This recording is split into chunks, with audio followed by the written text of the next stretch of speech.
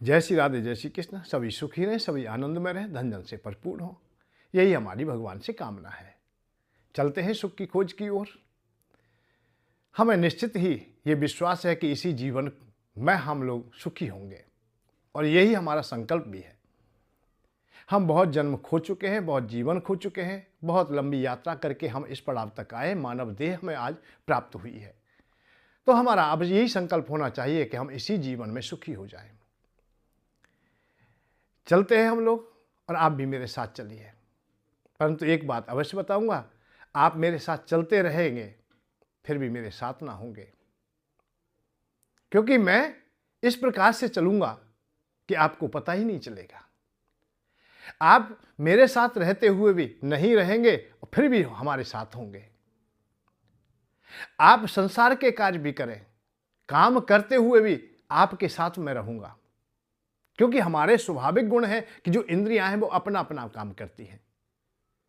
आंखें अपना काम कर रही हैं, देखने का काम कर रही हैं। वाणी अपना काम करती है, कर्ण द्वार अपना काम करते हैं, जो सुनने का काम है उनके वो सुनते ही हैं और कोई काम करते ही नहीं। सब अपने अपने काम में लगे। हाथ हैं वो कार्य करने के लिए हैं, काम करने के लिए वो कर रहे हैं, पैर चलने के लिए तो चल रहे हैं। ऐसे ही अपने अपने कामों को सबको करने दीजिए, आप अपना काम कीजिए और मैं अपना काम करता हूं। तो जो आप लोग काम कर रहे हैं वहां भी मैं होऊंगा तुम्हारे पास में। अब तो ये यंत्र ऐसा है कि आप काम करते हुए भी आप हमारी बात सुन सकते हो, हमारे साथ चल सकते हो। हर प्रकार का संसार का जो काम कर रहे हो, खेती कर रहे हो, व्यापार कर रहे हो, नौकरी कर रहे हो, और भी कहीं समय नहीं मिल रहा है आपको तो रात्रि में विश्राम कर रहे हो, उस समय भी सुन लोगे। क्योंकि जब ये कली यंत्र हमारे हाथ में होता है, ये मोबाइल हमारे हाथ में होता है, तो हम भी एक स्वयं ही लाचार जैसे हो जाते हैं कि घंटा 2 घंटा तो हम ऐसे चला ही लेते हैं। थोड़ा थोड़ा करके चलाए चाहे एक साथ चलाए, हम निश्चित चलाते हैं, देखते हैं।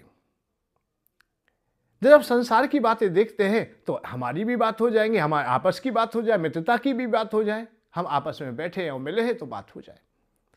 जब चर्चाएं होंगी तो उतनी देर तो कम से कम हम सुख की ओर चलेंगे, अर्थात सुखी होंगे। हम किसी भी द्वंद्व में ना होंगे, संसारी द्वंद्वों से भी हम बचे होंगे, अर्थात उनसे दूर होंगे। इसलिए आप लोग मेरा साथ दीजिए, मैं आपका साथ देता हूं। और ऐसा साथ है, ये विचित्र साथ है कि आपका साथ मैं कहीं नहीं छुड़ाता और कोई भी काम नहीं छुड़ाता। आप किससे मिलता नहीं परंतु फिर भी मैं मिलता हूं। आप मुझसे मिलते नहीं फिर भी आप मिल लेंगे मुझसे। मैं दूर हूं फिर भी मैं नजदीक हो जाता हूं। तो ऐसी जब स्थिति हमारी है, इतनी सुंदर है कि हम ना तो हमें कर्म छोड़ना है, ना हमें काम छोड़ना है, ना हमें कर्तव्यों का जो पालन हमें करना है वो छोड़ना है। हमें कोई चीज छोड़नी नहीं है। जहां जैसे है हम वैसे ही हम यात्रा प्रारंभ कर देते हैं। और मुझे बड़ी खुशी है कि आप रोजाना मेरे साथ चलते हो, आप मेरी बात सुनते हो। मैं आपकी वेदना सुनने का प्रयत्न करता हूं, मैं आप ही की चर्चा करता हूं, मैं आप ही की बात करता हूं। आपके सामने जो भी संसारिक द्वंद्व हैं उन्हीं की मैं बात करता हूं कि इन द्वंद्वों से हम पार कैसे हों, हम अलग कैसे हों, हम कैसे सुखी हों। क्योंकि जीवन में हम भ्रमित होते रहे, हम बहुतों के द्वारा ठगे गए, बहुतों ने हमें झूठा बोला, हमें न जाने क्या क्या कहा और क्या क्या हमें मार्ग दिखाए और वो हमारे काम ना आए। तो आज हम ऐसे मार्ग को खोज लें जो हमारे काम आ जाए, सार्थकता की ओर चले जाए। अरे हम लोग एक बात पर बहुत समय से भटक रहे हैं तो कहीं तो स्थान मिल जाना चाहिए। यदि आज भी स्थान ना मिला तो हम टूट जाएंगे।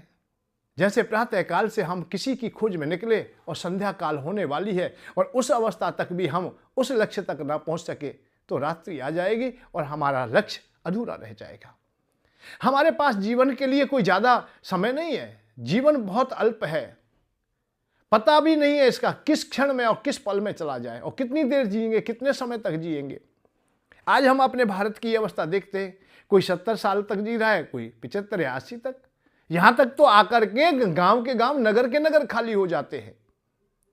जिस नगर में आज से 50 साल पहले जो लोग जीवित थे उनमें से बहुत कम हो गए। 60 साल पहले थे वो बहुत कम हो गए। 70 साल वाले कोई कोई मिलते हैं, 80 साल वाला तो कोई बिरला ही है। 90 या 100 साल वाला तो कहीं देखने को नहीं मिलता है। इसका भाव ये नहीं है कि 70 साल पहले या 80 साल पहले ये गांव नहीं था या यहां आबादी नहीं थी, वो सब चले गए। और इसका पता भी नहीं कौन से पल चले जाए। पानी जैसा बुलबुला असमानस की जात, देखत ही छुप जाएगा जो सारा प्रभात। पता ही नहीं किस पल चले जाए, किस समय चले जाए। अच्छा, खूब पता है, जब हम 50-60 साल की अवस्था तक पहुंच गए हैं, अब समय कितना रहा है? 10-15 साल, ज्यादा से ज्यादा खूब जिएंगे 20 साल। ये तो हमें खूब पता है ना। तो हमारे पास समय का है, तो इसलिए हमें जग जाना चाहिए, समझ जाना चाहिए। और जो जगता है वो पा लेता है, और जो सोता है वो खो देता है। इसलिए केवल जग जाइए, सजग हो जाइए, बेसुध होकर के मत सोइए। और जो जगता है वो बहुत कुछ पा लेता है। जानिए जबई, जानिए जबई, तुलसी बाबा कह रहे जानिए जबई, जीव जब जागा, जब सब विषय विलास विरागा। जो अंधापन हो करके हमारे हृदय में विषय बैठे हुए हैं, काम बैठा है, क्रोध बैठा है, लोभ बैठा है, ये विषय बैठे, और वो भी अंधे होके बैठे, मर्यादाहीनता को लेके बैठे। जो हमें परंपरा के अनुसार इनका सेवन करना चाहिए था, उनसे भी हम आगे निकल गए। हमने काम का आदर सही प्रकार से ना किया, काम को समझा नहीं, और कामनाएं हमारी सदैव बनी रही, क्योंकि उनको हमने विपरीत तरीका से स्वीकार किया। तो मानव जगे, विषयों से भी अलग होगा, निश्चित होगा, संसार से होगा। तो संतों की वाणी होती है, शास्त्रों की वाणी होती है, वो हमें सजग करने के लिए, संभालने के लिए है। संसार में बहुत प्रकार के द्वंद्व हैं, बहुत प्रकार की बातें हैं। जिनके पास में गुण नहीं होते, उनमें बड़ा अधूरापन हो जाता है। और गुण से हीन कोई भी व्यक्ति हो, अच्छे कुल वाला हो, तो वो भी अधूरा हो जाता है। भाई कोई अच्छे स्वभाव का है, या अच्छा रूप है, अच्छा कुल है, पैसे वाला है, सब कुछ है, परंतु उसमें कोई अवगुण ऐसा हो जाए, एक ही अवगुण उसके जीवन को भी बर्बाद कर देता है, या उसे उस मान सम्मान से नीचे गिरा देता है। कहीं चौराहे पे कोई बच्चा खड़ा है और बड़ा सुंदर है, युवक है, बहुत अच्छा लग रहा है, वस्त्र भी अच्छे पहन रखे हैं, पर थोड़ी देर के बाद में जो जिसकी बड़ाई हो रही थी, वो ही थोड़ी देर के बाद एक सिगरेट सुलगा लेता है चौराहे पे खड़े होकर के, या पास डाल लेता है, पिचकारी मारी, किसी भले व्यक्ति के ऊपर गिर गई।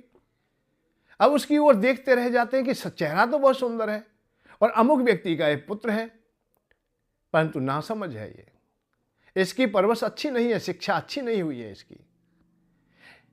तो जब हम गिरते हैं, तो ऐसे साधारणता से भी हम लोग कहीं कहीं गुण से हीन कुलीन व्यर्थ है। कुलीन है और गुण नहीं है उसके पास में। कुल से हीन, भाई गुण से हीन कुलीन व्यर्थ है। धार्मिक त्याग, सत्य त्याग बैठे धार्मिक व्यक्ति हो, जो सत्य को त्याग दे।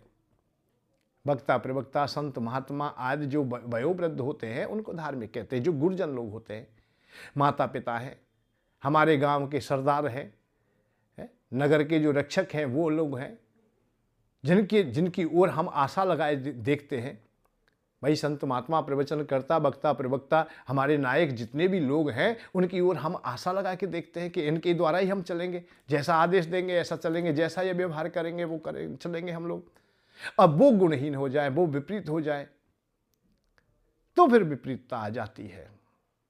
भाई भगवान कृष्ण यही बात जो बार बार हम अर्जुन से भी कहते हैं, किसी से भी कहते हैं भगवान, तो यही बात तो कहते हैं, गुणहीन के नहीं है, जो अपने धार्मिकता से भी त्याग बैठे, धार्मिक त्याग, धार्मिक सत्य त्याग बैठे। जो धार्मिक व्यक्ति है वो सत्य निकल जाए उनसे।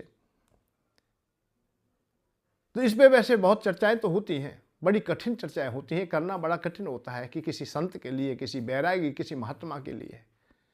परंतु शास्त्री कहता है कि संत हो तो शीतलता वाला हो, निर्मल मन जन वाला हो, निर्मल हृदय वाला हो, बुद्धि उसकी पावन हो, अच्छे कर्म हो, अच्छे सुकर्म हो। और संत हो गया केवल वेशभूषा से ही हो गया है, तो वहां इसके लिए कहा गया है धार्मिक सत्य त्याग बैठे। धार्मिक तो दिख रहे, पर सत्य उनके पास नहीं है, सत्य को वो त्याग करके बैठ गए, इसलिए उनमें अधूरापन दिखाई देता है। और ऐसे व्यक्तियों के द्वारा यदि कुछ प्रवचन भी सुनाया जाए, कहा भी जाए, तो उसमें स्थिरता नहीं होती है, वो ठीक नहीं है। जैसे कुल श्रेष्ठ है पर गुण नहीं है उसमें, विद्याहीन व्यक्ति कैसे अच्छा लगेगा? की कुले न विशाले न विद्याहीन देवता। अरे कुल की विशालता क्या है जब विद्या नहीं है? विद्या के अभाव में जी रहा है, जहां विद्या है ही नहीं, फिर क्या फायदा। तो विद्या होना चाहिए। अकाले फलदायिनी, विद्या में वो गुण होता है कि अकाल में भी वो अपनी जीविका चला लेता है, या आपत्ति काल में कहीं फंस गया है तो अपने प्राणों की रक्षा कर लेता है। बुद्धिमान व्यक्ति अतः ज्ञानवान होना चाहिए। अब कुल के कारण हम बड़े हैं, हम तो ब्राह्मण कुल में हुए हैं, हम क्षत्रिय कुल में हुए हैं, हम वैश्य कुल में हुए, हम धनवान हैं, हम राजा के कुल में हैं, हमारे पिता राजा रहे, हमारे बाबा राजा रहे। भाई इन बातों से काम नहीं चलता है, केवल इससे नहीं। वो रहे तो ठीक है, उनकी परंपरा को तुम निभाए होते, तुमने वर्ण व्यवस्था को ही त्याग दिया। अर्जुन से भगवान कृष्ण यही कह रहे हैं कि वर्ण व्यवस्था तुम्हारी है, तुम जिस निहित जिस कुल में, जिस वर्ण में तुमने जीवन पाया, वो तेरा निहित कर्म है, उसको तू छोड़ रहा है या छोड़ देता है तो वो ठीक नहीं है। स्वधर्म निधनम चा पराधर्म भया, अपना धर्म निंदनीय होते हुए भी फिर भी श्रेष्ठ है, दूसरे का तो वह देने वाला है। तो जो हम लोग अपने कुल से, वर्ण से, धर्म से जब गिर जाते हैं तो फिर हमारी मर्यादाएं कोई भी नहीं रह जाती, कोई हमें नहीं सराहता है, फिर हमें सब लोग त्यागने की बात कहते हैं। लोभी योगी त्यागी राजा संयम नियम त्याग बैठे। अरे संयम नियम को ही त्याग दे, योगी त्याग दे, राजा त्याग दे, तो फिर क्या होगा? भाई राजा लोग जब संयम आदि को त्याग देते हैं, राज्य प्रणाली को त्याग देते हैं, तो वो बेकार हो जाते हैं। ऐसे योगी व्यक्ति जो बैरागी लोग हैं, जो बैराग धारण तो कर रखा है, बाहर से दिखाई दे रहा है, पर बैराग भीतर से नहीं है, अर्थात बैराग को त्याग दिया है। बहुत लोग तुमने देखे होंगे घर से चले गए, भाई हम तो वृंदावन जाकर अब भजन ही करेंगे, बैरागी भी हो गए। कुछ दिन चले, पर चलते चलते चलते चलते फिर पुनः वो संसार के प्रपंच में ही फंसे देखे गए। वही चिमटा फूकनी और वही तवा और वही अवस्थाएं उनके सामने फिर आने लगी। चंदा इकट्ठा करने लगे, आश्रम बनाने लगे, और बहुत लोग तो ऐसा है कि पुनः अपनी पत्नी के संग में आ जाते हैं, अतः पत्नी को धारण कर लेते हैं। एक बार बैराग कर लिया है, फिर वापस आ गए। कुछ चंदा इकट्ठा हुआ, पैसा इकट्ठा हुआ, फिर घर आ गए। तो यहाँ ये बात कही जा रही, लोभी योगी त्यागी राजा संयम नियम त्याग बैठे। संयम नियम को जो त्याग देता है वो नष्ट हो जाते हैं, उनका कोई सार्थकता नहीं होती। तो सुखी जीवन के लिए आप लोगों को सबसे पहले बहुत सरलता से हम लोग समझाने का प्रयत्न करते हैं कि आप लोग ऐसा कर लीजिए। जैसे कल बात आई कि आप लोग केवल इतना कीजिए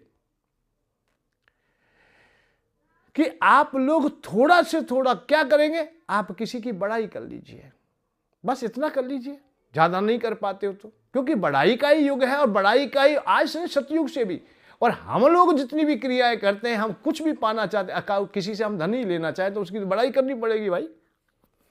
किसी से कुछ भी याचना रखते हैं, उसको अच्छा कहना पड़ेगा, अच्छा स्वीकार करना पड़ेगा। हम भगवान से भी हम चाहते हैं भाई, हम सुविधाएं चाहते हैं, संसार की सुविधाएं चाहे हम लोग इस जीवन के बाद परलोक की सुविधाएं चाहें, आगामी जीवन हमारा अच्छा हो, हम देवता के लोकों में वास करें, हम पितृगणों के लोकों में वास करें, तो भी हमें बड़ाई करनी पड़ेगी। अर्थात उनकी बड़ाई करेंगे। जिस लोक में जाना चाहते हो, जिस देवता के तुम उपासक हो, उसकी बड़ाई करनी पड़ेगी। और पड़ेगी, स्वाभाविक ही बात है कि जब बड़ाई करोगे तो वो खुश हो जाएगा। भगवान की उपासना में हम क्या करते हैं, वही काम तो करते हैं। भगवान की ही तो हम उपासना जब करते हैं तो उनकी बड़ाई ही तो करते हैं। तो बड़ाई करने का हमारा व्यवहार बन जाए तो फिर द्वंद्व ही खत्म हो जाते हैं। तो छोटा सा मंत्र है, परंतु ये कारगर बहुत है, बहुत बड़ा है, हृदय को बहुत को खोले बैठा है कि इसमें सब कुछ समा सकता है। कहीं भी तुम किसी की बड़ाई करते हो, बड़ाई करना सीख जाते हो, तो सब कुछ ठीक हो जाए। क्योंकि वो कैसा भी व्यक्ति क्यों ना हो, तुमसे कितना भी द्वेष क्यों ना रखता हो, परंतु यदि उसकी बड़ाई करते हो तो वो आप स्वाभाविक ही नम हो जाएगा, और तुम्हारे सामने एक ना एक दिन तो वो नतमस्तक हो जाएगा कि मैं तेरे लिए तो ऐसा सोचता था, परंतु आप लोग मेरे लिए अच्छा सोचते हैं। विश्वामित्र महामुनि आक्रमण पर आक्रमण करते हैं, वशिष्ठ जी के 100 पुत्रों का वध कर दिया, परंतु वशिष्ठ जी फिर भी यही कहते, अरे विश्वामित्र में बहुत गुण है, बहुत भारी तपेश्वरी है, आज इस धराधाव में उनके समान तपेश्वरी कोई भी नहीं है। एक दिन छुपके से विश्वामित्र ने सुन लिया कि वशिष्ठ की मैंने इतना हानि किया, इतना उनका अपमान किया, और फिर भी मेरी बड़ाई कर रहे हैं। तो ये ना यही देवता है, यही है जो इतना कुछ होने पर भी मेरी बड़ाई कर रहा है। तो विश्वामित्र नतमस्तक हो गए, उनके सामने समर्पण हो गए, नौछावर हो गए, हे ब्राह्मण देवता आप ही श्रेष्ठ हो। नहीं नहीं नहीं नहीं, उस दिन से चाहे उन्हें राज ऋषि की उपाधि देती रहे, पर उसी दिन उन्होंने वशिष्ठ जी ने जब समर्पण हुए, न्यौछावर हुए, अपने को उड़ेल दिया, उसी दिन ब्रह्म ऋषि की उपाधि दे दी गई। तो दूसरे की बड़ाई करने में बड़ा आनंद आता है। तो सहजता से हम किसी चीज को समझ लें, जान जाए, क्योंकि बड़ी बड़ी बातें तो हमारी समझ में नहीं आती, वेदों की ऋचाएं हमारी समझ में नहीं आती, शास्त्र पुराणों के बहुत प्रकार के उदाहरण हैं। या तो ये कहिए कि हम पात्र नहीं है, या जो शास्त्र कहना चाहता है उसे हम समझ नहीं पाते, उनके रहस्यों को हम जान नहीं पाते, उनमें छुपा क्या है और हम क्या पढ़ रहे हैं या क्या हम समझ रहे हैं। जैसे आज की अवस्था में भक्ति ज्ञान वैराग्य की बातें चलती है, तरण मोक्ष की बातें चलती है, बातें तो चलती है, हमारी समझ में कुछ आता नहीं, इसीलिए करोड़ों लोग सुनने के बाद भी वैरागी या मोक्ष वाले नहीं हो पा रहे। करोड़ों लोग सुनते हैं, सुनाने वाले भी स्वाभाविक नहीं हो पाते, क्योंकि उनको भी अधूरा है, उन्हें भी विश्वास नहीं है, उन्हें भी पता नहीं है, उनके हृदय में भी वो भावनाएं नहीं बैठ पाई हैं। कहीं से चलती फिरती सुननी है, अधूरी है, क्योंकि सच्चाई से सुना होता, सच्चाई से हृदय में बैठे होते, सत्य उनके हृदय में होता, तो वो बोझ होता ही नहीं, किसी को देने की आवश्यकता नहीं थी, स्वयं ही उसको पाने लगता। आज का बैरागी उस ज्ञान की बातों से बोझन मरता है, बहुत थक जाता है, बहुत हार जाता है, इसलिए वो दूसरों पर फेंकने लग जाता है कि आप लीजिए, ये ज्ञान को आप लीजिए, इस बैराग को आप लीजिए, इस मोक्ष को आप लीजिए, क्योंकि मेरे किसी काम में नहीं आ रहा है। स्वयं ने उसे कचरा समझ लिया, इसलिए दूसरों को सुना रहा है, दूसरों को फेंक रहा है। अपने पास तो रखने की कोई स्थान भी नहीं है, कि घर में इतना स्थान नहीं, हृदय में इतना स्थान नहीं, क्योंकि हृदय में तो संसार बसा बैठा है, आश्रम बसा बैठा है, चंदा बसा बैठा है, गौशाला और वृद्धशाला, ना जाने क्या क्या बसा बैठा है। इसलिए वो बैराग को अपने पास रखता नहीं, दूसरों के पास फेंक देता है। और दूसरों को जो फेंका है उनको भी आवश्यकता नहीं थी, इसलिए उन्होंने भी वहीं पड़ा रहने दिया, वो भी इधर से उधर चलता रहा। इसलिए दुनिया में बढ़ तो गया बैराग्य, कहीं बैठ जाओ आप, परम ज्ञान की बातें कहीं भी चर्चाएं चल जाएंगी, चाहे कुछ जाने या ना, चाहे पढ़ा है या नहीं, अनपढ़ भी आपको ज्ञान की बात बताएगा, क्योंकि वो बैराग की बातें, ज्ञान की बातें दुनिया में वैसे ही फैले डोल रही है, समकार नहीं रहा है, कोई उसे धारण ही नहीं करता। इसलिए वो चर्चा में तो है कि गुरुजी ने कहा है, हम भी कहते हैं, ना गुरुजी ने धारण किया ना हमने धारण किया, अरे तीसरे के ऊपर फेंक दे, हमारे पास आ गया, ये खतरा है, बड़ा परेशान करने वाला है, क्योंकि उसमें शर्त है, ऐसी धार्मिकता शर्त है कि इसका अपमान करोगे आप लोग तो आप लोग दुख पाओगे, अरे भैया अपमान हो जाएगा, इसलिए हम भी किसी को परोस देते हैं। तो यहां जो चर्चा है वो यही है कि हम लोभी योगी त्यागी राजा, संयम नियम त्याग बैठे। जब संयम नियम हमसे दूर चले जाते तो हम लोग परेशान हो जाते, फिर हमारे लिए कोई भी मार्ग नहीं बचता, कोई रास्ता नहीं बचता है। तो हमें छोटी छोटी बातों को सीखने का अभ्यास डालना है, हम छोटी बातें करें, हम बड़ी बात करें ही नहीं, हम सत्यवादी ना बने, हम सत्य बोले। सत्यवादी की बात मत करो, सत्यवादी होंगे हम ना, भले मत होइए, पर सत्य का अनुसरण कीजिए, कुछ तो सत्य बोलिए, हर समय मत बोलिए। अरे थोड़ा लाभ है उसमें क्यों बोल रहे हो भाई, बड़ा लाभ हो, करोड़ों का लाभ हो, अरबों का हो, तब बोल देना भाई, राजगद्दी मिल रही तो बोल देना, मान लिया बात, राज के लोभ में बोल दिया। अब तुम चावल के लोभ में बोल देते हो, खैरात के लोभ में बोल देते हो, साधारणता से बोल देते हो, अरे भैया ऐसे मत बोलिए, छोटा छोटा लोभ में असत्य, सत्य को धूमल मत कीजिए, असत्य मत बोलिए, छोटे में कम से कम इतना ही कर लेंगे आप, हम भाई छोटी बात में नहीं बोलेंगे। कोई तुम्हारे पास कोई याचना लेके आया, उससे भी मिथ्या कह दिया, हम तो तेरे ही हैं भैया, चुनाव आता है तुम देखते हैं वोट में, हम तेरे ही हैं, संकल्प ले, 30 सौगंध है भैया तेरे ही हैं, झूठ क्यों सौगंध दिखा रहा है, क्यों झूठ बोल रहा है भाई। हाँ ठीक है, समय आने जब भाई आप भी हमारे हैं, सब लोग हमारे हैं, इसका निर्णय तो हम समय के अनुसार आप लेंगे, क्योंकि हम भी तो समाज में रह रहे हैं, हम भी तो रह रहे हैं, स्वाभाविक ही हमारा निर्णय स्वाभाविक होगा जिस दिन होगा। तो परंतु हम लोग झूठ अवश्य बोलते हैं। तो यहां यही बातें हैं, व्यभिचारी नारी का जीवन वक्ता मूर्ख व्यर्थ बोले। व्यभिचारी नारी का जीवन, जैसे व्यभिचारी नारी का जीवन व्यर्थ है, ऐसे ही वक्ता मूर्ख होते हैं, उनका भी जीवन अच्छा नहीं है, उनकी वाणी भी अच्छी नहीं, उनके वाणी के द्वारा जो कुछ बताया जाता है वो बड़ा अधूरा होता है, उससे कोई लाभ नहीं मिल पाता, समाज में जागृति नहीं हो पाती, देश धर्म की रक्षा नहीं हो पाती।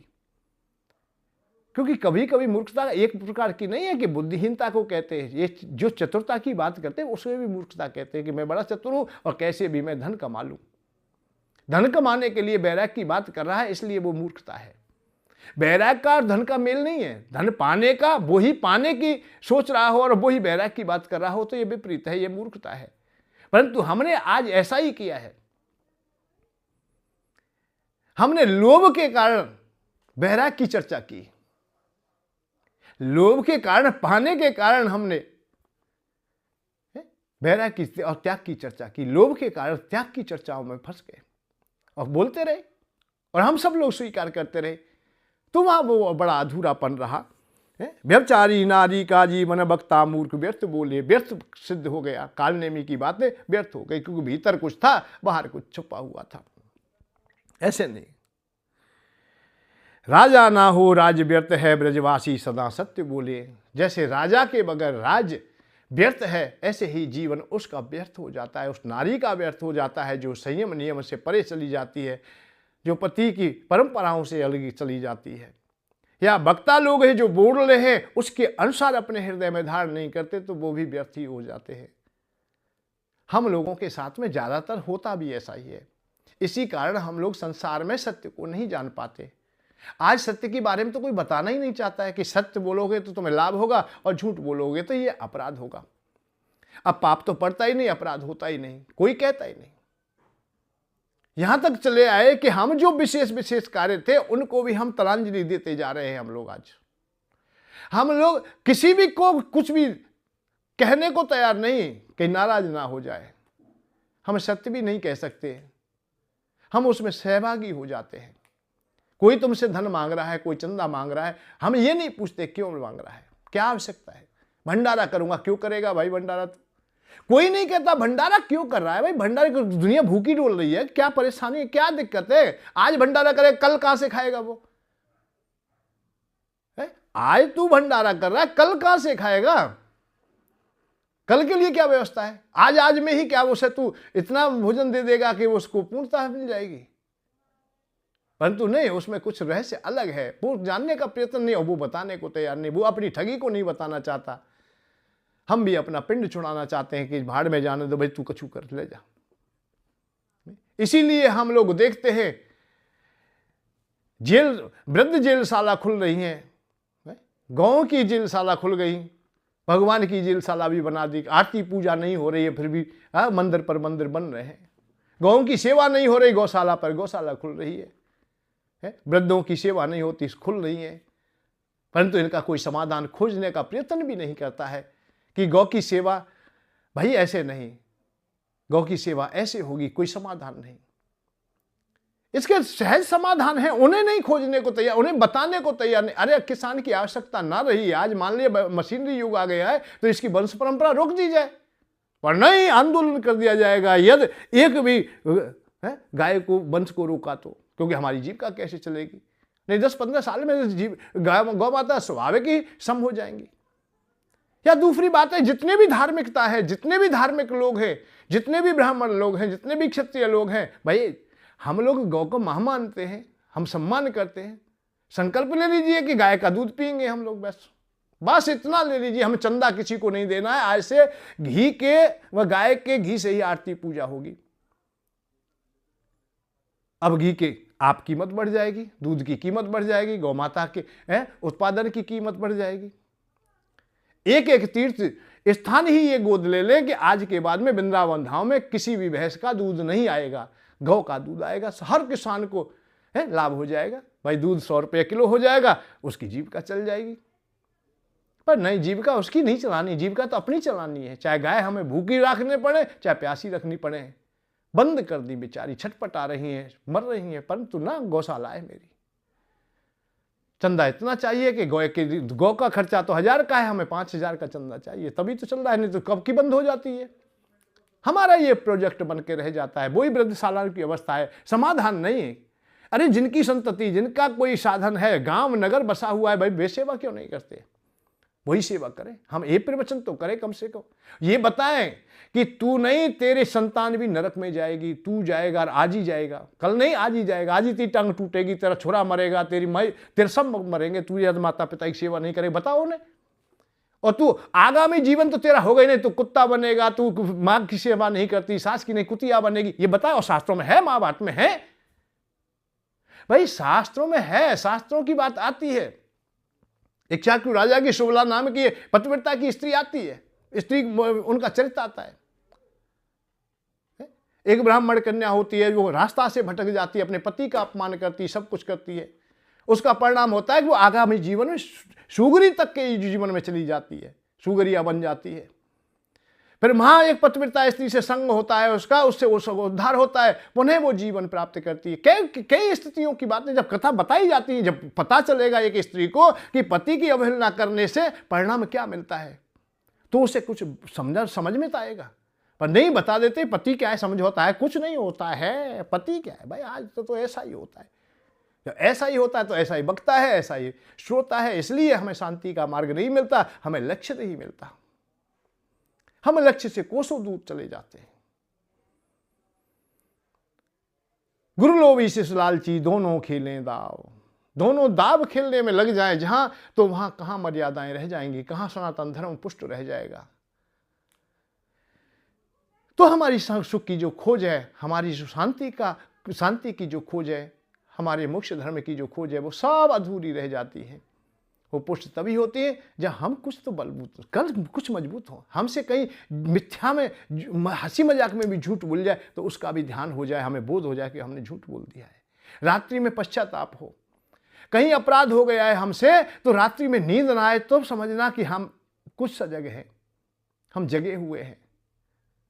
झूठ बोल के, ठगी करके, बेईमानी का पैसा इकट्ठा करके, हिंसा करके, फिर भी तू ठर ठर सो रहा है, तो तुझे कौन जगाने वाला है भाई। कीट पतंग पशु पक्षी बन, इसीलिए दुखी है और दुखी रहेगा। इस जीवन में नहीं, ये तो अवसर मिला था तुम्हें, मानव बनने का अवसर मिला था। दुख का तो पहाड़ आगे टूटेगा, कोई नहीं रोकने वाला, और किसी पर कोई प्रभाव नहीं, भगवान पर प्रभाव नहीं, देवताओं पर प्रभाव नहीं, गांव नगर के लोगों पर नहीं, माता पिता पत्नी भाई बंधु किसी पर भी कोई असर नहीं है। आज मैं पिता हूं किसी का, आज मैं मर जाता हूं, किस पे असर है भाई, क्या फर्क पड़ता है किसी का। पुत्र अपने काम में लग जाएंगे, माता पिता अपनी व्यवस्थाएं करेंगे, पत्नी मेरी अलग व्यवस्था करे, सब अपने अपने अलग अलग व्यवस्थाओं में लग जाएंगे, किसी पे क्या फर्क पड़ता है, कुछ भी नहीं। मैंने जो किया है, मैं जो कर रहा हूं, उसका प्रभाव मुझ पर होगा। जैसा मैंने किया, जैसा मैंने संसार को देखा है, ऐसा ही मुझे प्रतिफल मिल जाएगा। किंवदंती सत्या मतीसा गति भवेत, ये गति तुम्हारी वही होगी जो तुम्हारी बती थी, ये किंवदंती सत्य कहती है। अंतिम काल में जो अवस्था तुम्हारी होगी, उसी के अनुसार तुम्हें जीवन प्राप्त होंगे, या ये कहिए तुम्हारा जीवन काल व्यतीत होगा। तो आप आज मर्यादा में ना रहेंगे, आप झूठ बोलेंगे, आप छल कपट करेंगे, तो कल सुख की खोज करें, सुखी होना चाहें, नहीं होंगे। आप घूमते रहना, कोई परेशानी नहीं। कुछ अवस्थाएं तो ऐसी हैं, तो इसलिए आप लोगों को आप समझना चाहिए, जानना चाहिए। यदि पाप का फल ना मिलता, अपराध का फल ना मिलता, तो भाई तुम देखना ही रहे, तुम्हारे सामने श्वान है, कोई कुत्ता है, टांग टूटी पड़ी है, कोई हॉस्पिटल नहीं, कोई दवा नहीं, कोई भोजन नहीं, कोई व्यवस्था नहीं, कोई पूछने वाला नहीं। उसने क्या अपराध कर दिया भाई, वो तो अभी पैदा हुआ था, कुछ समय पहले हमारे सामने ही हुआ था, उसकी ज्यादा अवस्था साल भर पहले हुआ है, पर आज टांग टूटी पड़ी है, कीड़ा खा रहे हैं, कीड़ा लग गए हैं, हाय हाय चिल्ला रहा है, मरना चाहता, मर भी नहीं पाता है, उसे कोई भी चीज नहीं मिल रही, ना भोजन मिल रहा है, ना आवास मिल रहा है, ना रहने के स्थान, जहां भी जाता है वहीं दुत्कार पड़ती है। उसने क्या अपराध कर दिया भाई, वो तो श्वान था, वो तो पैदा ही तो हुआ था। केवल उसने यही अपराध किया कि मानव होकर के मानवता को धारण नहीं किया था, उसने अनाचार्य किया था। राजा होकर के राजा ना रहा, ब्राह्मण होकर ब्राह्मण ना रहा, वैश्य होकर के वैश्य ना रहा। सब लोग अपने इन विषयों में डूब गए, जो डूब जाएंगे, आताताई हो जाएंगे, उनकी यही अवस्था होगी। इसलिए अपने को सजग रखिए, छोटी छोटी बातों पे विशेष ध्यान रखें, बड़ी बात पे मत रखना। सब कहते हैं कि ऐसा मत करना, मैं नहीं कह रहा, मैं तो ये कह रहा हूं रोजाना का जो है क्रिया है उनमें ध्यान दीजिए। क्योंकि रोजाना की क्रियाएं जितनी भी होती हैं वो वर्तमान में होती हैं। हर रोज की जो क्रियाएं हमारी वो ही अच्छी होनी चाहिए। उसका भाव है कि वर्तमान तुम्हारा अच्छा होना चाहिए। भविष्य तो ठीक है जैसा भी है, उससे उसका कोई विशेष प्रयोजन नहीं। उसकी ड्यूटी है वो तुम्हारे पास आ जाएगा, उसकी लाचारी है वो तुम्हारे पास चल के आ जाएगा। भविष्य कहीं स्थिर रह ही नहीं सकता, वो तुम्हारे सामने आ रहा है, घुटनों के बल टेक देगा अपने को। परंतु तुम्हारी सार्थकता यह है कि तुम वर्तमान हो, वर्तमान को सार्थकता दो, वर्तमान को समझो।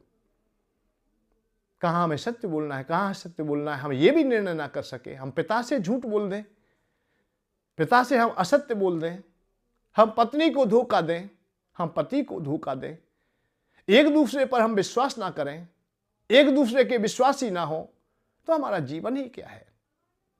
हमारा जीवन ही क्या है? फिर हम धनवान रहे तो रहे, उस धन से क्या हो रहा है? धन तो पृथ्वी में भी दबा पड़ा है बहुत जगह। भाई पृथ्वी माने तो उनसे गर्भ से तो निकला है। सोना चांदी हीरा मोती जितने भी है, सब जितनी भी कीमती वस्तु है वो सब निकलती हैं। पृथ्वी माँ में पहले से ही गर्भ में दबे पड़े, तो उससे क्या फर्क पड़ रहा है? किसी अलमारी में नोट चिन्ह रखे तो उससे क्या फर्क पड़ता है? जब उनका सदुपयोग ना हो, उनका सही काम ना हो। आप बड़े होंगे धनवान से नहीं होंगे, शीलवान से होंगे, गुणवान से होंगे। तो अपनी सामर्थ्य को, अपने अवस्था को, इसको समझिए। आज तुम्हें मिला है, कल के लिए नहीं है। मन पछतइबो अवसर बीते, मन पछतइबो अवसर बीते। समय जाए फिर समय ना आवे, ना पावे नग दीते, मन पछतइबो अवसर बीते। जल की रेख कर्म सब सारे, क्यों खींचे मन हीते। यहां यह है बात है कि हमें जीवन अपना सहज होकर के चलाना चाहिए। इस संसार के कर्मों में, झूठे कर्मों में, मिथ्याचारण में हम लोग अपने मन को ना लगाएं। तन का काम है वो तन कर रहा है, हाथ का काम। मैंने ये और बात क्या कही, आप मेरे पास कथा सुनने के लिए आश्रम में आ जाएं, यहां आ जाएं, तो यहां भीड़ हो जाएगी भैया। यहां पानी की व्यवस्था करूं, फिर रोटी की व्यवस्था करूं, कुछ ना कुछ तो व्यवस्था करनी पड़ेगी खाने पीने की। अब करेंगे तो आपकी जब भीड़ आई है, क्योंकि आपको भी भूख लगेगी, मैं व्यवस्था करूंगा, मेरे पास नहीं होगे तो मैं भी उसी झमेले में पड़ जाऊंगा। फिर मुझे भी चंदा चाहिएगा, फिर मैं चंदा मांगूंगा। भैया कुछ तो व्यवस्था करें हम एक दूसरे से करके। कुछ बेईमान दानी दाता होंगे, क्योंकि बेईमानी का उनके पास ऐसा ही धन है तो वो ज्यादा दे देंगे। फिर भंडारा चालू हो गया, फिर अरे भैया और संकट में पड़ गया मैं। तो मैंने कथा क्या की, बिथा हो गई मेरे लिए। तो मैं ये बात चाहता हूं कि तुम जहां काम कर रहे हो, जैसा भी काम कर रहे हो, अरे अपने काम को कीजिए, पहले अपनी घर गृहस्थी को अच्छी बनाइए। जो खेती का काम करो, खेती अच्छी कीजिए।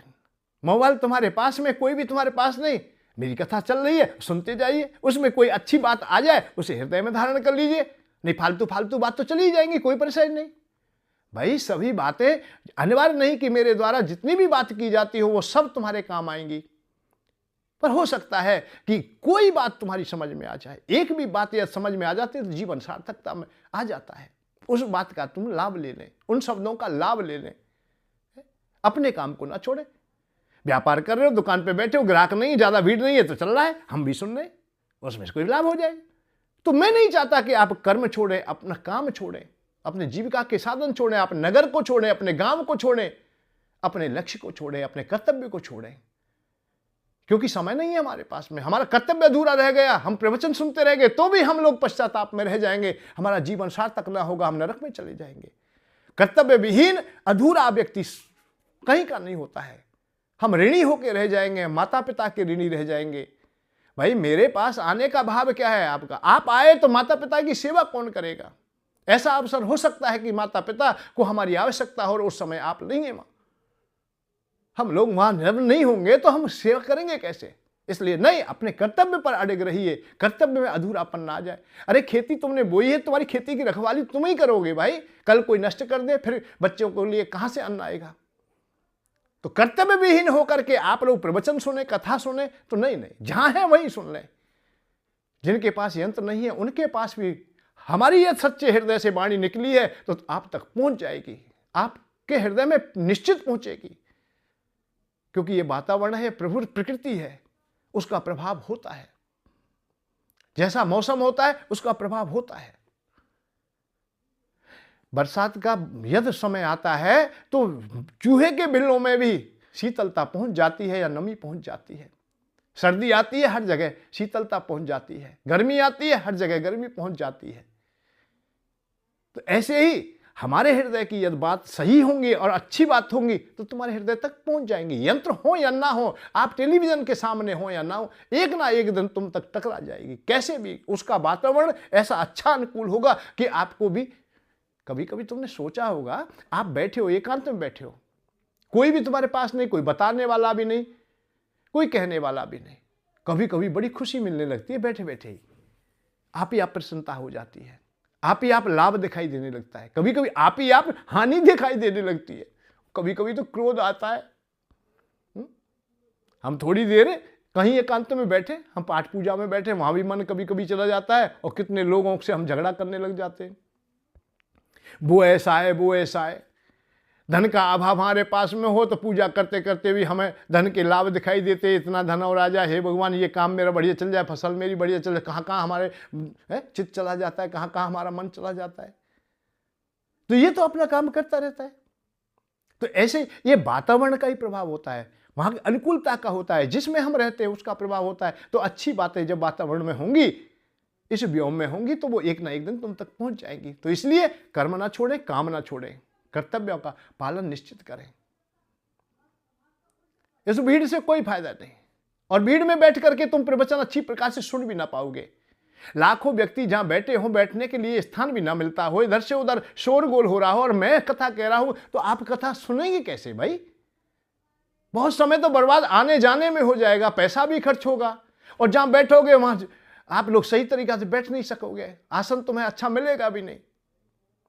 आप स्वाभाविक ही अशांत रहेंगे। कहीं गर्मी लग रही है तो कहीं सर्दी लग रही है, कहीं हो सकता है बरसात हो रही है, कहीं टपकाई पड़ रहा हो, ऊपर से पानी पड़ रहा हो। अब कथा चल रही है, महाराज जी तो कथा कह रहे हैं कि उनकी व्यवस्था तो अच्छी है, भाई हमारी गद्दी तो बढ़िया लग गई, वहां तो एक भी बूंद नहीं आ रही, गर्मी लग रही तो वहां एसी लग गया है या कूलर लग गया है। तो आप कैसे शांति से सुन पाओगे? इसलिए भागदौड़ की आवश्यकता नहीं। करोड़ों लोग भाग लिए हैं भाई, उनको शांति नहीं मिली तो तुम्हें कहां मिलेगी? कहां मिलेगी? जहां हो वहीं मिलेगी, जहां हो वहीं मिलेगी। क्यों मिल जाएगी वहां शांति? भाई शांति तो भगवान में मिलती है, भगवान के पास मिलती है। और वहां कैसे मिल जाएगी? हाँ, वहां इसलिए मिल जाएगी कि भगवान वहां है। जहां आप हो वहां भगवान है। मया सर्वम इदं व्याप्तम मयि सर्व प्रतिष्ठितम।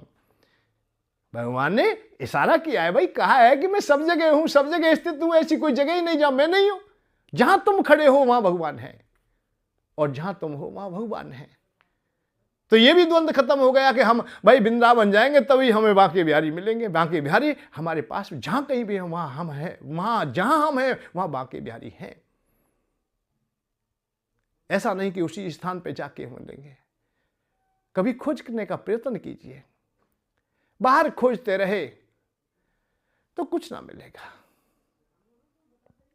अपने हृदय में खोजोगे तो सब कुछ मिल जाएगा। भटकना व्यर्थ का छोड़ दीजिए। शांति की ओर चलना है तो शांति को खोजना जानिए। पहले समझ लीजिए, जानिए पहले, फिर समझ जाइए। पहले जानकारी लीजिए, चलिए। तो मैं आपने को यही बात कहता हूं, और आपसे भी मेरी प्रार्थना है कि आप और हम दोनों ऐसे सत्संग से जुड़े हैं जहां कोई भी खर्चा नहीं, कोई भी खर्चा नहीं। ना हमें समय का खर्च करना है, ना हमें अर्थ खर्च करना है, ना द्रव्य खर्च करना है, कोई चीज खर्च करनी ही नहीं है। जहां तुम हो वहां आप बैठे बैठे सुनते रहो, मैं जहां हूं वहां बैठे बैठे मैं भी बोलता रहूं। आपके हृदय में कोई शंका है, कोई पीड़ा है, तो वहां बैठे बैठे मन के द्वारा भी आप लोग कहोगे, और सच्चे हृदय से कहोगे तो मेरे हृदय में बात आ जाएगी।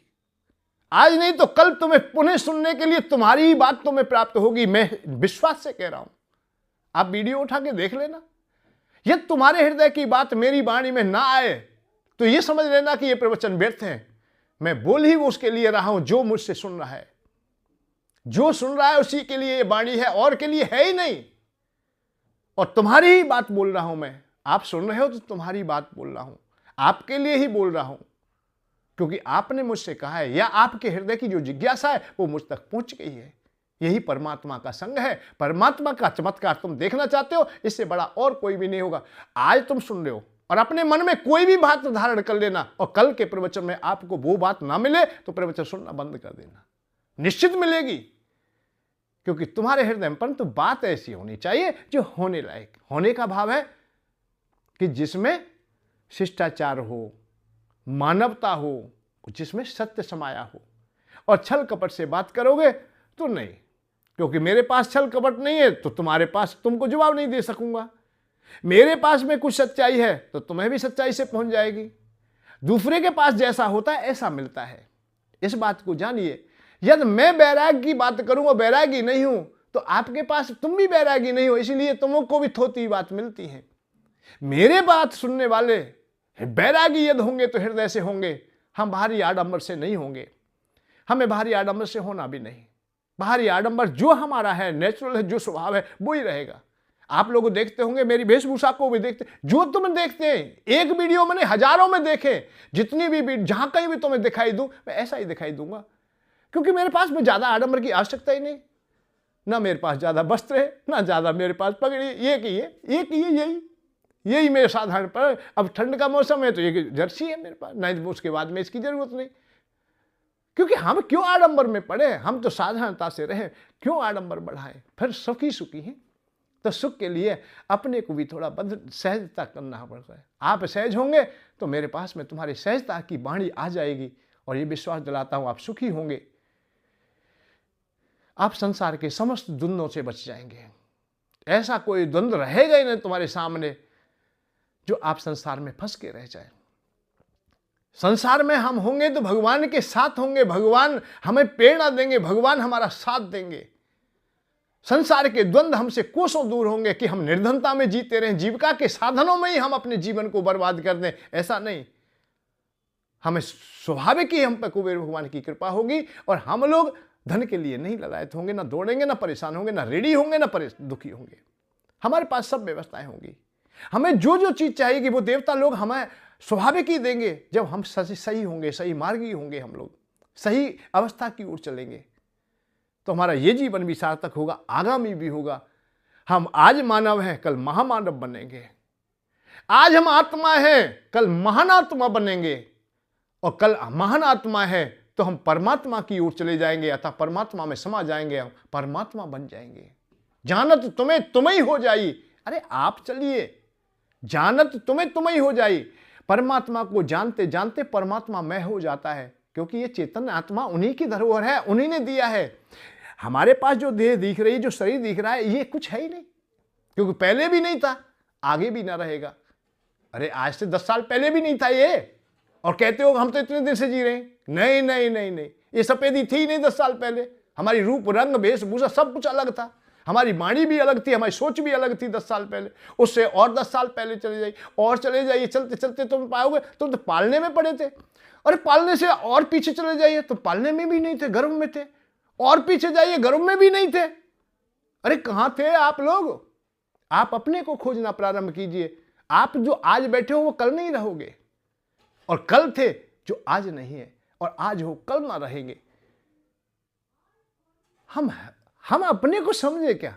अरे हम जो है वो केवल हम परमात्मा का ही है, परमात्मा का ही ईश्वर अंश, जीव अविनाशी, हम परमात्मा का ही एक हिस्सा है, केवल वहां से भटक गए हैं, कुछ अपने कर्मों से, कुछ दूसरों की सहायता से, कुछ तो भाई हम ही विषय रहे, क्योंकि भाई विषय अच्छे लगते हैं, काम बढ़िया लगता है, क्रोध बढ़िया लगता है, लोभ बढ़िया लगता है, सब विषय बढ़िया लगते हैं, बड़े अच्छे लगते हैं, बड़ा आनंद आता है इसमें, बड़ी खुशी मनाते हैं। काम जब पैदा होता है तो अपनी पत्नी नहीं, कोई भी मिल जाए तो भी वो भी अच्छी लगती है। लोभ पैदा होता है, अपना ही धन नहीं दूसरे का भी मिल जाए वो भी अच्छा लगता है। क्रोध आए तो अपने को नहीं पीटता, किसी को भी पीट सकता है, किसी से लड़ सकता है, किसी को मार सकता है, क्योंकि कुछ तो अपने द्वारा, और कुछ ऐसे त्यागी मिल गए कालने में जैसे, वो हमें बता कुछ रहे हैं, कुछ हमें ठगा ठगी में ही ठग दिया, इसलिए हम लोग झमेले में घूम गए। तो हाँ, मेरे साथ यात्रा करोगे ना तो ये विषय हावी होंगे, ना विषय तुम्हें मार्ग से भटकाएंगे, क्योंकि विषय बहुत अच्छे हैं। मैंने एक बात कल बताया था कि आप बड़ाई करना चालू कीजिए। दुष्ट व्यक्ति की भी बड़ाई करोगे, क्योंकि गुण तो उसमें भी कोई ना कोई है, उन्हीं गुणों को छांट लीजिए। हंस की तरह, अरे मोती चुगता है तो मोती चुगिए, कचरे को क्यों? दूध खाना है तो दूध ही लीजिए, पानी को क्यों? ऐसे ही विषयों से भी अच्छी चीज ली जा सकती है, दुष्ट व्यक्ति से भी अच्छे गुण लिए जा सकते हैं। लंका में सब कुछ सब बुरे ही नहीं है, अरे विभीषण जैसा बढ़िया भी तो है। अब पहले से ही कह दे लंका तो बुरे लोगों की है, वहां कोई भी अच्छा नहीं है, सब बेकार है। नहीं, कहीं ना कहीं तो अच्छा मिल सकता है। हिरण्यकश्यप के परिवार में भी प्रहलाद जैसा मिल सकता है, तो कहीं ना कहीं तो गुण तो कहीं ना कहीं होंगे, ऐसे ही नहीं है। तो गुणों का बखान करें आप लोग, बस गुणों को बखान करेंगे तो आप लोग सब कुछ ठीक हो जाएगा, सब सामने आज मिलता चला जाएगा। हमारी रुचि परंतु अपने में स्वयं में कर ली, चाहे दूसरों की प्रेरणा से हो गई। हम जो बुराई है, जो बुरे कार्य हैं, उनकी हम चर्चा ज़्यादा कर लेते हैं, वही हमें अनुकूल ज़्यादा लगने लगते हैं, क्योंकि किसी के सहयोग से या हमारा मन बुद्धि चित्त विषयों की ओर ज़्यादा चलता है। परंतु आप लोग जब संग चलेंगे ना, तो विषयों के बारे में बताऊंगा। विषय बहुत अच्छे हैं, इनका आदर करिए। काम का यदि आदर करते हैं तो एक कहावत आती है, जननी जने तो भक्ति चंद, कह दाता कैसूर। अब समझ रहे हैं कि चलती फिरती है। और वैसे ही काम की अग्नि के द्वारा संत लोग पैदा होते हैं? नहीं, तपस्या से पैदा होते हैं। जिन्होंने तपस्या किया है, जिन्होंने व्रत किया है, संयम किया है, नियम साधना साधी है, उनके यहाँ भगवान पैदा होते हैं, भक्त पैदा होते हैं, वीर पैदा होते हैं, दानी पैदा होते हैं, श्रेष्ठ पुरुष पैदा होते हैं। तो काम तो ऐसा नहीं, काम बुरा होता तो भगवान क्यों वही काम ही होते? भगवान भी विवाह करते, संतान उनके भी है। तो काम बुरा नहीं, काम का आदर करना सीखिए, उसकी बड़ाई कीजिए, उसे समझिए, उसे जानिए। क्रोध में बहुत कुछ गुण हैं। क्रोध ना हो तो युग का निर्माण ना हो, दुष्टों में बढ़वार हो जाए, अराजकता चारों ओर फैल जाए।